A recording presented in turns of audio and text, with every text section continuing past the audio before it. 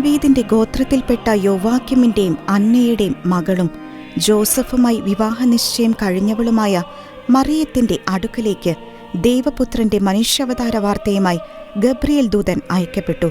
ദൂതൻ പറഞ്ഞു, ദൈവകൃപ നിറഞ്ഞവളെ സ്വസ്തി, കർത്താവ് നിന്നോടുകൂടെ. മറിയമ്മേ, നീ ഭയപ്പെടേണ്ട. ദൈവസന്നിധിയിൽ നീ കൃപ കണ്ടെത്തിയിരിക്കുന്നു. നീ ഗർഭം ധരിച്ച് ഒരു പുത്രനെ പ്രസവിക്കും.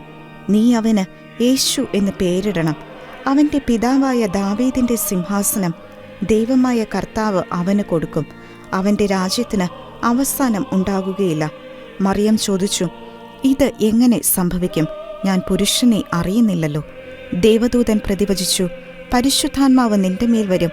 അത്യുന്നതന്റെ ശക്തി നിന്നിൽ പ്രവർത്തിക്കും. ദൈവത്തിന് ഒന്നും അസാധ്യമല്ല. ഉടനെ മറിയം പ്രതിവചിച്ചു, ഇതാ കർത്താവിന്റെ ദാസി, അങ്ങ് പറഞ്ഞതുപോലെ എന്നിൽ സംഭവിക്കട്ടെ. അങ്ങനെ ദൈവഹിതത്തിന് സ്വതന്ത്ര സമ്മതം നൽകിയ മറിയം കർത്താവിനെ ശാരീരികമായി ഗർഭം ധരിക്കുന്നതിന് മുൻപ് തന്നെ തന്റെ ഹൃദയത്തിൽ വിശ്വാസത്താൽ ക്രിസ്തുവിനെ ഗർഭം ധരിച്ചു.